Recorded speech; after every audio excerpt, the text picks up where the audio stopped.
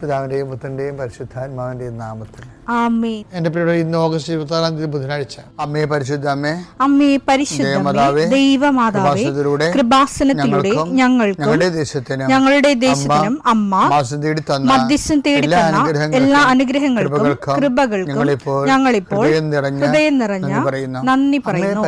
അമ്മേ പരിശുദ്ധമേ, ദൈവമാതാവേ, 2004 ഡിസംബർ 7 ഉച്ചകഴിഞ്ഞ് 2:30 കൃപാസനത്തിൽ സംഭവിച്ച അമ്മയുടെ പ്രത്യക്ഷപ്പെടലിനെക്കുറിച്ച് തിരുസഭയ്ക്ക് സമർപ്പിച്ചിരിക്കുന്ന പഠനരേഖകളുടെ മേൽ സഭാത്മകമായ പഠനം ആരംഭിക്കുവാൻ ഞങ്ങൾ പ്രാർത്ഥിക്കുന്നു. അമ്മേ പരിശുദ്ധമേ, ഭൂസ്വർലോകങ്ങളുടെ രാജ്ഞിയായ അങ്ങേയ്ക്ക് ഭൗമസംരക്ഷണത്തിനായി പ്രപഞ്ചപ്രകൃതിയെ തന്നെ തിരുസഭ പ്രതിഷ്ഠിക്കുവാൻ ഈ പ്രത്യക്ഷീകരണം വഴി ഇടയാക്കണമേ. പരിശുദ്ധമേ, ജപമാല മാതാവേ, സകല കൃപാസനം പ്രാർത്ഥനയോടും ചേർത്ത് ഞങ്ങളിപ്പോൾ പ്രാർത്ഥിക്കുന്ന ഈ കുടുംബത്തിന്റെ പ്രത്യേക നിയോഗം പറ മക്കളെ.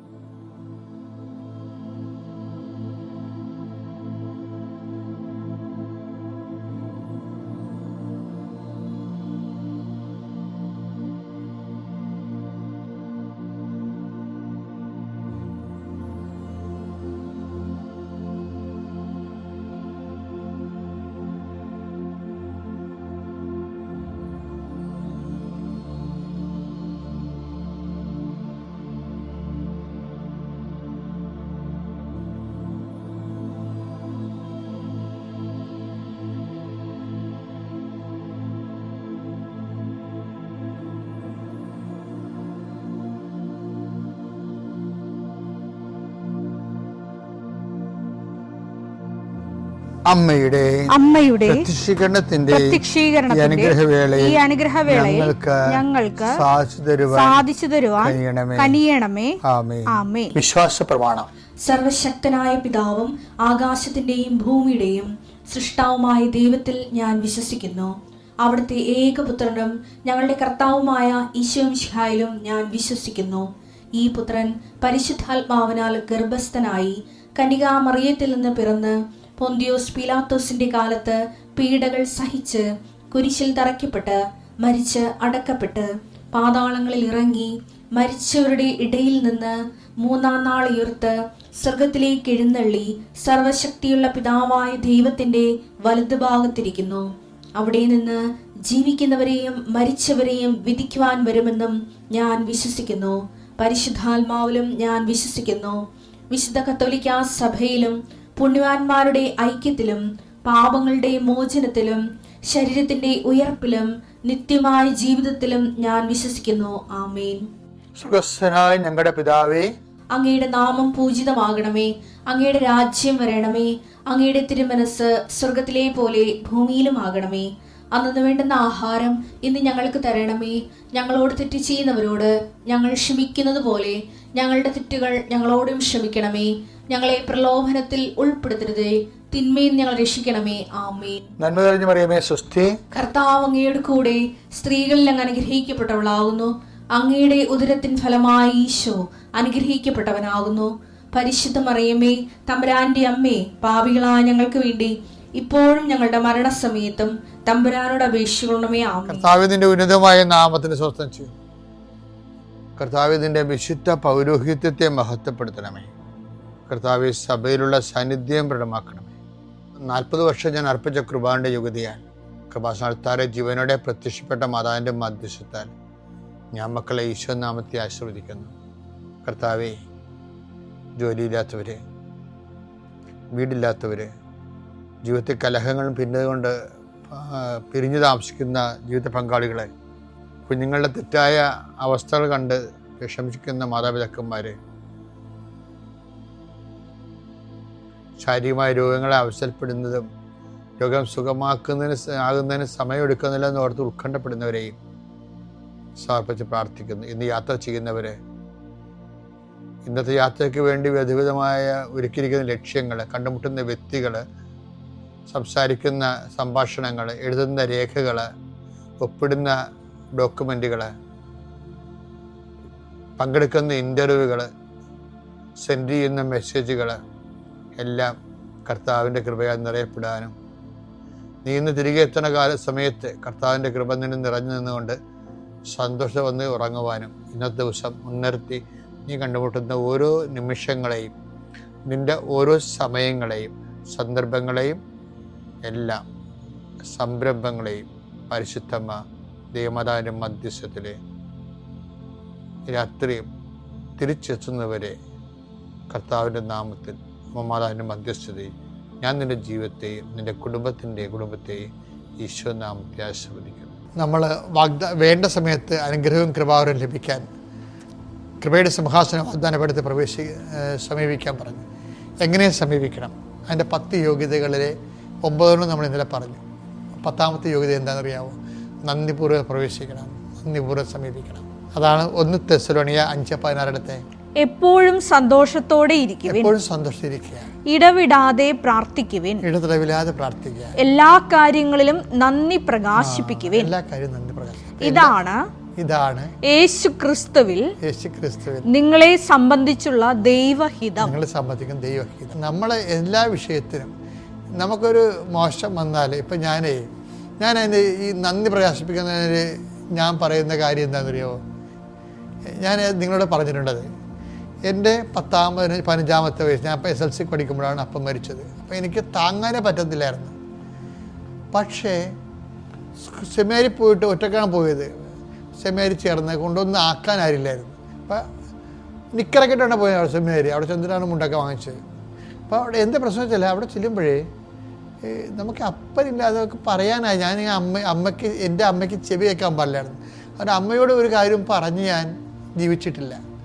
എല്ലാം അപ്പനോടാണ് പറഞ്ഞ് ജീവിച്ചിരിക്കണത്. നിങ്ങളെല്ലാം അമ്മയോടല്ലേ പറയണത്. ഇപ്പം എൻ്റെ അമ്മയ്ക്ക് ചെവി കേൾക്കാൻ പാടില്ലാഞ്ഞ കാരണം എനിക്ക് അമ്മയോടൊന്നും പറഞ്ഞിട്ട് കാര്യമില്ല. പറഞ്ഞാൽ അമ്മയ്ക്ക് പ്രധാനമുള്ള കാര്യങ്ങളാണ് അമ്മയോട് പറയണത്, സ്വരത്തിലൊക്കെ പറയേണ്ടി വരും. അപ്പം അപ്പനോടാണ് അതിലെല്ലാം പറയണത്. പക്ഷേ എനിക്ക് പറയാൻ ആളില്ലാതെ ഞാൻ ഇങ്ങനെ വിമ്മി പൊട്ടി ഇങ്ങനെ 2 മാസം സെമിനാരി കരഞ്ഞിട്ടുണ്ട്. പക്ഷെ കുറേ നാൾ കഴിഞ്ഞ് ഞാൻ അതിനെ അതിജീവിച്ച് കുറേ നാൾ കഴിഞ്ഞപ്പോൾ എനിക്ക് മനസ്സിലായി, ഈശോ എനിക്കൊരു ബോധം തന്നതാണ്. അപ്പൻ ഉണ്ടായിരുന്നെങ്കിൽ തീർച്ചയായിട്ടും എന്നെ ഒരു ഇടവക വികാരിയാക്കത്തില്ല. അപ്പൻ എന്നോട് എപ്പോഴും പറഞ്ഞുകൊണ്ടിരുന്നു, നീ മിഷണറി പോകണം എന്ന് പറഞ്ഞു. അപ്പം ഞാൻ മിഷണറി തന്നെ പോയി ചേർന്നത്. അപ്പൻ്റെ ആഗ്രഹമുള്ള കാരണം ഞാൻ അപ്പം മരിച്ചിട്ടും ഞാൻ സെമിനാരി പോയി ചേർന്നത് മിഷണറിയിലാണ്. മിഷൻ കോഴിക്കോട് രൂപതയിലും അതുപോലെ തന്നെ IMSലൊക്കെയാണ് പോയി ചേർന്നത്. അപ്പോൾ അവിടെയൊക്കെ എന്തോ എനിക്ക് കുറച്ച് മാർക്ക് കുറവായിരുന്നു. അതിൻ്റെ പേരിൽ ആണ് അവിടെ നിന്നെല്ലാം എന്നെ എടുത്തില്ല.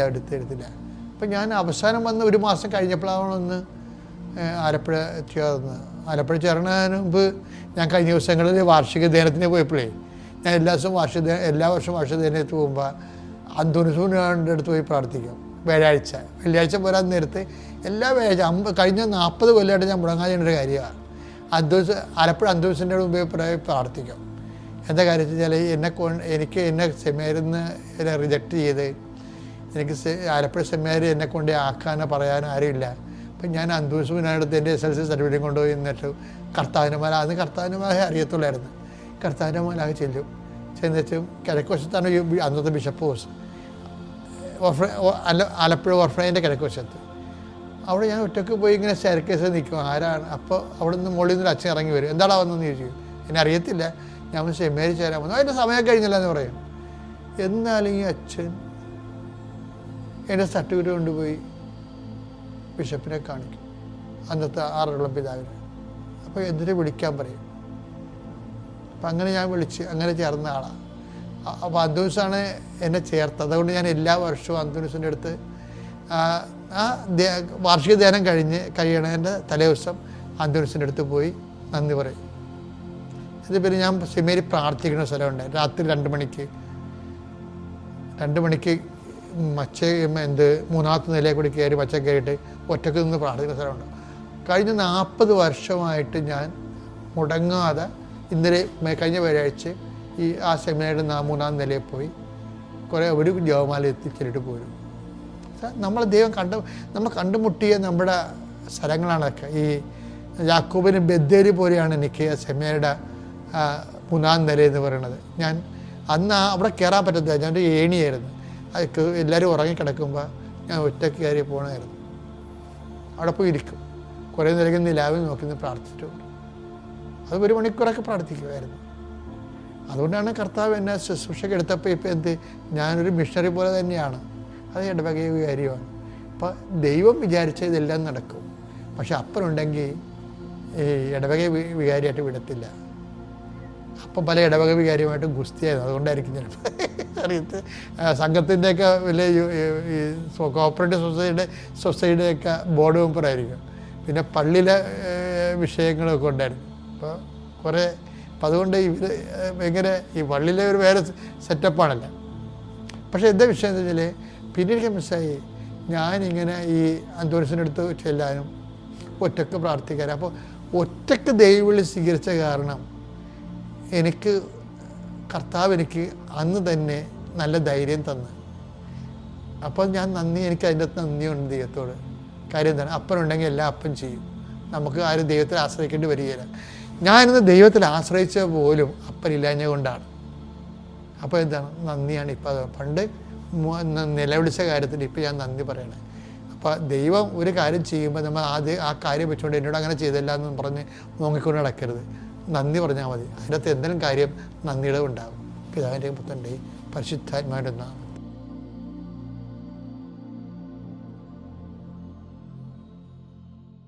അത്യപൂർവ ദൈവാനുഭവങ്ങൾ ഇനി നിങ്ങൾക്കും സ്വന്തം. ഈ യൂട്യൂബ് ചാനൽ ഇതുവരെ സബ്സ്ക്രൈബ് ചെയ്തിട്ടില്ലെങ്കിൽ ഇപ്പോൾ തന്നെ സബ്സ്ക്രൈബ് ചെയ്യുക. ഈ വീഡിയോ ഇപ്പോൾ തന്നെ നിങ്ങളുടെ സുഹൃത്തുക്കൾക്ക് ഷെയർ ചെയ്തുകൊണ്ട് കർത്താവിന്റെ പ്രേക്ഷിതരാകുക.